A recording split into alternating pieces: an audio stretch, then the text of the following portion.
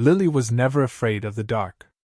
Not because she was brave, but because it was too familiar.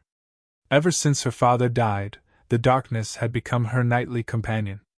It cloaked the small wooden cabin at the edge of the forest, where only she and her mother lived, and where the whispers of the deep woods told stories to someone each night. The adults always told Lily never to wander too far.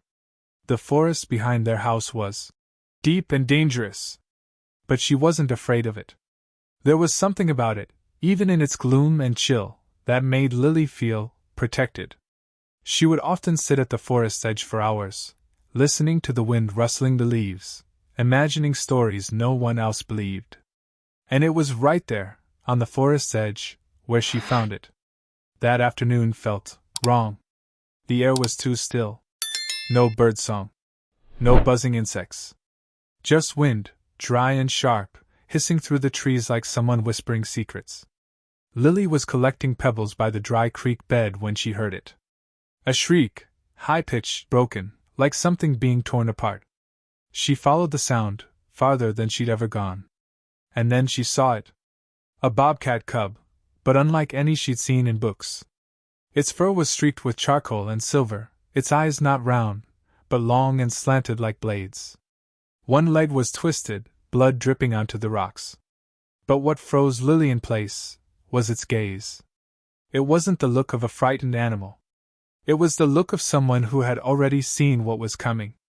Lily wrapped it in her coat, heart pounding. It didn't struggle. Instead, it looked at her like it had been waiting for her. Lily's mother didn't want to keep it. A wild bobcat, it could be rabid. It might attack.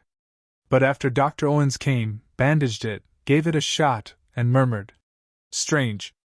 I've never seen a coat like this on this species." She reluctantly allowed it to stay a few days in the shed. Lily named it Blaze, not because it was fierce, but because something in its eyes reminded her of a spark waiting to ignite. That's when the strange things began. Blaze didn't sleep like wild cats. It stayed awake through the night.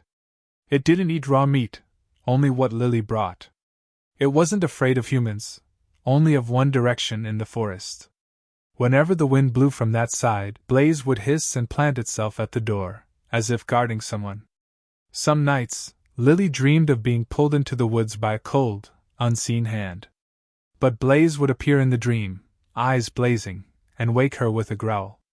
Blaze grew fast. In just 3 weeks, it was nearly the size of their dog.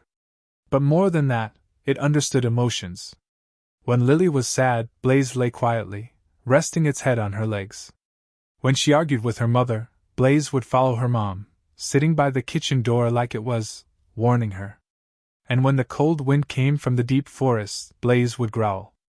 Not at people, but at something unseen. Her mother began to worry. "This animal, it's not normal." But Lily didn't care. She felt it. Blaze wasn't here by accident. Maybe it had chosen her. Maybe it had known her once. Everything came to a head the day Lily cut her hand on a rusty iron spike behind the house. Blood poured, and she screamed. Her mother was gone. But Blaze appeared within seconds, not from the shed, but from the forest. It snarled, bared its teeth, and circled her like a predator ready to defend its own. Then it licked the wound, and the bleeding stopped. Almost instantly. The next day, on that same rusted spike, her mother found deep claw marks, like something had tried to break it in half with steel talons. Lily told Dr. Owens. He was silent for a long time before finally saying, "There are some creatures that don't come from this world the way we think." That night, Lily began to hear whispers from the forest. Not words, feelings. Like someone was calling her name. And Blaze? Blaze was always awake before her, standing at the door, eyes glowing red in the dark. It all began on a windless night, the kind of silence that didn't feel peaceful, but like something was holding its breath. Lily woke up at 2 a.m. Not from a nightmare. Not from the cold. But from the unmistakable feeling that something was watching her. She sat up. The room was pitch dark. Outside the window, only the still silhouette of the forest. But she saw it, Blaze, standing rigid at the window, body tense, ears erect, back arched. He wasn't looking at her. His eyes were locked on something, out there, at the forest's edge. Lily stepped quietly beside him. And she saw it too, a figure, standing among the trees. Not her mother. Not a neighbor.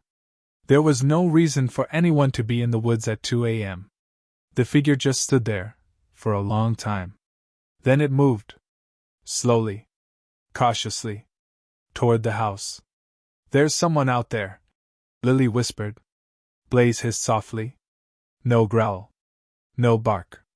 But the air changed, turned cold in an instant, like a shadow had just slid across her skin. Lily ran to her mother's room. "Mom! There's someone in the woods!" Her mother sat up, half asleep. "Are you sure? Come look. Blaze is—" The sound of shattering glass cut through the house. Everything after that felt like a dream. A dark figure crashed through the living room window, hitting the floor with a dull thud.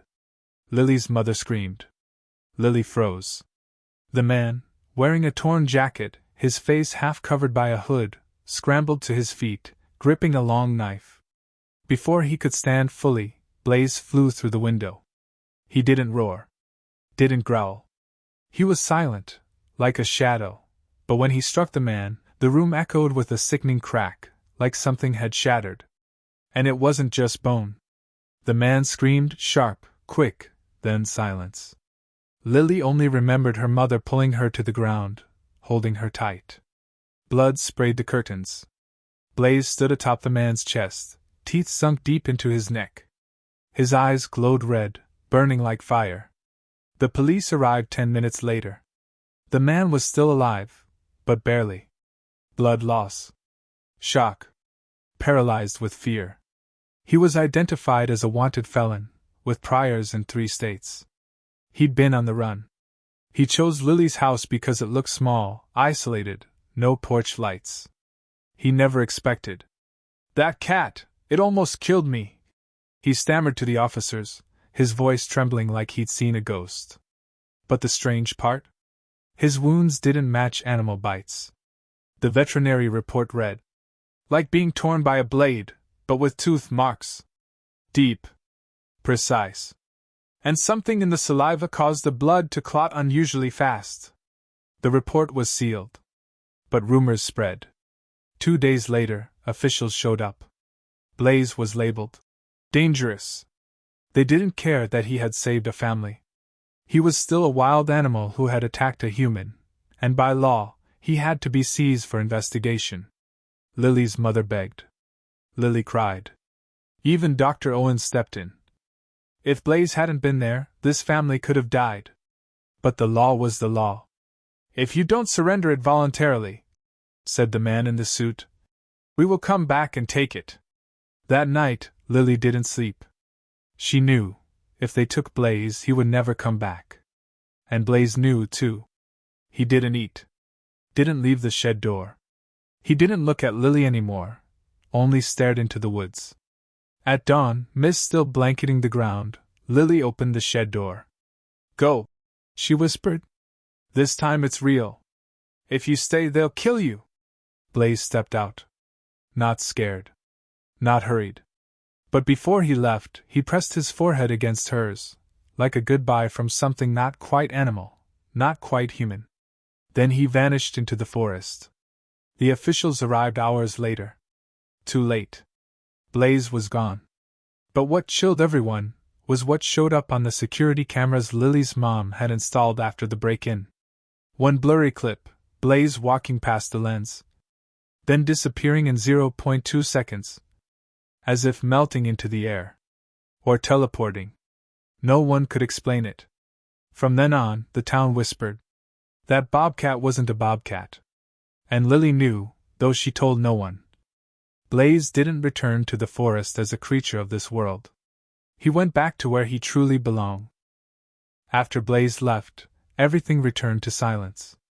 But not the kind of peaceful silence people hope for. This was the kind of silence that felt like a pause between storms. Thick. Heavy. Like the entire forest was holding its breath, watching, waiting. Lily still woke up early. Still went to school. Helped her mom cook. Did her homework. But everything felt like a play she was acting in, a repetitive script she no longer lived inside. Most afternoons, she sat by the window, staring into the woods. Waiting for a sign. A shape. A flicker of something familiar. A message that Blaze was still near. And then, the strange things began. At first, it was the sounds. Small, but clear enough to jolt her awake in the middle of the night. Knocking. Always 3 times. Soft, like claws gently tapping glass. She told herself it was the wind, or branches. Until one night she remembered. Her bedroom window was on the 2nd floor. There were no branches that could reach it. Then came the gifts. One morning, she found a single black feather, placed neatly at her doorstep. Another day, it was a dark red stone, strangely shaped, like it had been buried deep in the earth for centuries. And once, beside the garden gate, she found a circle made of dried twigs, carefully woven together, and in its center, a bracelet she had lost a year ago. No footprints. No trails. Everything was placed down with patience. With purpose.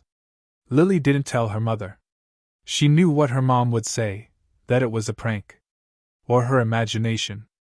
But Lily knew, deep down, Blaze was still out there. Not as a bobcat anymore, but as something more. A presence. A rhythm beneath the soil and dead leaves. One night she decided to return. Back to the trail. Back to the forest edge, where she had first found Blaze, and where they had last said goodbye. The sun had just dipped below the trees. The early cold clung to the air, thick with pine and rotting wood. She stood still. She didn't call his name. Didn't cry. She just whispered, "If you're still here, I know." And in that exact moment, the wind surged from deep within the trees. Leaves danced at her feet like something unseen had just passed. She felt it then, a gaze. Not from a place. From a presence. When she looked down, her breath caught. Lying on a bed of moss, clean, untouched, as if placed moments ago, was Blaze's old collar. No dirt. No scratches. No moisture. As if it had arrived from another world. Her hands trembled as she picked it up. She knew. He never left. He had never truly left. That night she dreamed. But the dream wasn't like others. It wasn't memory. It wasn't nightmare. It felt like a message. Something sent from a place that didn't have a name. In the dream, Lily stood in a forest, but taller, denser, darker. The trees weren't trees anymore. Their trunks twisted into shapes like limbs, like mouths trying to whisper in an ancient, silent language. She wasn't alone. Something followed her. Not fully beast. Not fully human. It breathed heavy. Its claws dragged along the ground like they carried death. And just as she turned, and saw a pair of blood-red eyes only a few feet away, Blaze appeared. But not the Blaze she remembered. This Blaze was taller, stretched unnaturally, like time had molded him into something other. His eyes glowed white, moonlight white. No pupils. No blinking. His fur was silver gray, shrouded in mist. And he didn't walk. He glided. A dense cloud of muscle and smoke. He placed himself between Lily and the thing behind her. No growl. No snarl. Just a stare. And in that moment, the entire forest seemed to shudder. When the creature lunged, Blaze roared. But the sound wasn't a roar. It was a rumble, the echo of mountains breaking, stone collapsing. Something old awakened. Lily woke with a start. And on the windowsill, where she had never placed anything, was a feather.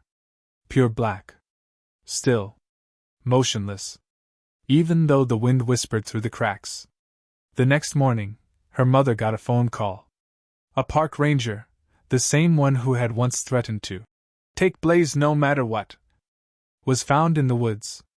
Unconscious. Lying face down in the damp earth. No injuries. No bite marks.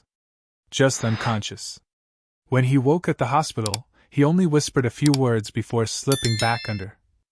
"It's watching!" After that, strange things began happening in the house more often. Every clock, kitchen clock, alarm, even phones, lagged exactly 3 minutes behind. Never more. Never less. One side of the house was always colder, no matter how tightly the windows were shut. Birds no longer flew over the backyard. And though her mother never admitted it, Lily knew. She was scared. The lights were left on at night. She avoided looking toward the woods. She started to pray again, something she hadn't done since Lily's father passed. But Lily wasn't afraid. Because she knew. Blaze was still there. He wasn't just a wild bobcat anymore. Not anymore.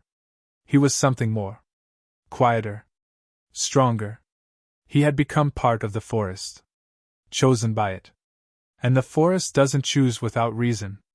And if Blaze had become a guardian, then something was coming.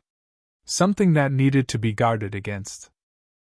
Ever since that dream, Lily began to notice the changes, subtle at first. Not grand, not loud, but small and persistent. So small that anyone else would have missed them. But not her. Each morning, her bedroom window was fogged over with condensation, even on dry, cloudless nights. The hallway light flickered, only when she walked past. And the trees near the porch, the ones where she'd once carved her name, seemed taller now. Thicker. Denser. But it had only been a few weeks. Her mother had changed, too. She no longer mentioned Blaze. No more questions. No more sighs. But every time she passed the window, her eyes would linger, just for a second too long. She locked the doors earlier now. Checked the gas stove twice. And started leaving the radio on all day, playing soft classical music from a station no one seemed to know. When Lily asked, her mother would simply say, "It just makes the silence easier." But silence can't fill that kind of emptiness. Blaze didn't return, at least, not in any way humans would understand. But Lily felt him. Always. Like a shadow stitched to her steps. She wasn't afraid anymore. But that feeling, that something was coming, still pressed on her chest like a name she couldn't say out loud. One Friday evening, while the rain beat hard on the roof and her mother was running late from work, Lily stood in the kitchen washing dishes. The lights above her flickered again. She was drying the last plate when she heard it. A knock. Just one. Not the 3 soft taps from before. One knock. Slow. Deliberate. Like it knew she was listening. She stepped outside onto the porch and opened the door. No one. But on the wet cement at her feet, there it was. A footprint. Not human. Not quite animal. Clawed, but too long, too precise. Each groove like a blade pressed deep into the stone. In that instant, Lily understood. This was no longer a game. No longer a secret chase between her and Blaze. Something was testing the boundaries. And she was its center. That night, she picked up Blaze's collar from the table. Wiped it clean. Then slipped it around her own neck. Not for protection. But for connection. To her friend, her guardian. To the creature she no longer knew how to name. She didn't know what the collar unlocked. But something inside her whispered. Maybe it wasn't a key to open anything. But a lock to keep something sealed. That night she dreamed again. But this dream was different. It had shape. Purpose. She was walking through a forest, but the trees were wrong. Twisted. Blackened. Their trunks curved like ribs, spiraling into shapes that whispered without sound. The path beneath her feet was covered in ash. Leaves followed behind her, caught in an invisible current. And carved into the trunks, again and again, her name. Lily. Each repetition more distorted than the last. Like someone had written it with a trembling, half-broken hand. Then she reached the clearing. A wide, bare circle of earth. At its center, Blaze. No dream illusion. It was him. But changed. His body seemed carved from mist and stone. His eyes no longer reflected light, they absorbed it. He stared at her, not with the warmth she once knew, but with solemnity. The gaze of a guardian facing a threat he could no longer face alone. She stepped forward. He growled. Low. Not a threat. A warning. Then he turned his head, toward the far side of the clearing. There, in the shadows, stood a gate, made of twisted roots. It was slowly opening, and from the black behind it, something began to slither out. She woke with a gasp, soaked in sweat. Her heart thundered like war drums. Outside, the wind howled through the trees, a sound like the entire forest weeping. The next morning, Lily made her choice. She packed a flashlight, a small notebook, filled with drawings of Blaze from over the years, and the collar. No phone. No goodbye. She didn't tell her mother. She knew if she waited, it would be too late. Things were moving now. And if Blaze had been chosen to protect her, then maybe it was time to understand what she was being protected from. The forest was no longer the place Lily once knew. The familiar trail she and Blaze had walked each evening now felt like it had been slowly erased. Sections of ground sunken, trees twisted at unnatural angles, dead leaves blanketing any old footprints. No birdsong. No wind. Only silence. A dense, suffocating stillness, as if this place no longer belonged to her world. She gripped her flashlight tightly, Blaze's collar hanging over her chest, thudding in rhythm with her heartbeat. The beam of light scanned moss-covered trunks, but the darkness didn't retreat.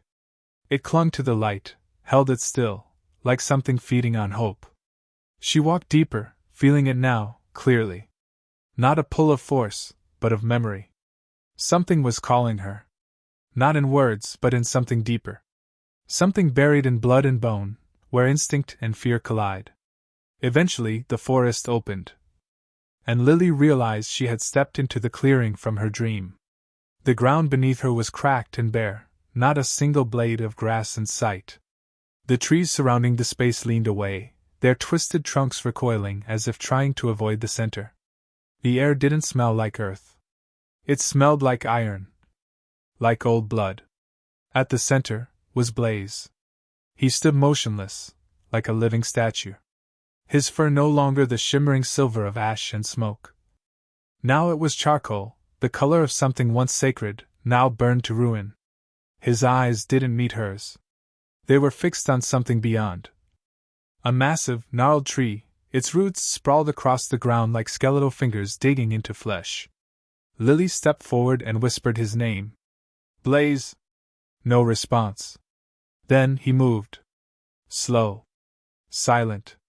He stepped in front of her. Not to block, not to threaten, but like a gatekeeper shielding her from something she should never see. The ground beneath the tree began to shift. Not a quake. A breath. Then it opened. A mouth of earth yawning wide. And from it, something slithered out. Long, thin. Its shape unclear. But it had eyes. So many eyes. They didn't look in one direction. They turned. Swiveled. Watched. As if they'd seen Lily in her dreams. In her room. Inside her very soul. Lily stumbled back, heart hammering. She gripped the flashlight like a weapon, though she knew it was useless. Blaze remained still in front of her. But now his eyes glowed. Not red. Not fire. White. The kind of white that comes before a storm. Ancient. Primal. The creature didn't speak. But its presence invaded her mind. A sharp, splitting sensation. Like 1,000 voices whispering directly into her skull. It asked no questions, but it searched. Tearing through her memories like pages of a book, flipping through her life as if it were nothing more than a file to examine. And then she saw it. A series of fragmented images burned into her mind. A great tree on fire. Figures in gray coats digging deep into the soil. The cries of forest beasts. And finally, a newborn child, placed in the center of the woods, surrounded by lynxes with eyes like fire. Lily. She staggered backward, trembling. What was she in all of this? A target? A key? A legacy? She didn't know. But she knew one thing. Blaze wasn't here to save her. He was here to stop that thing from getting close. Then Blaze roared.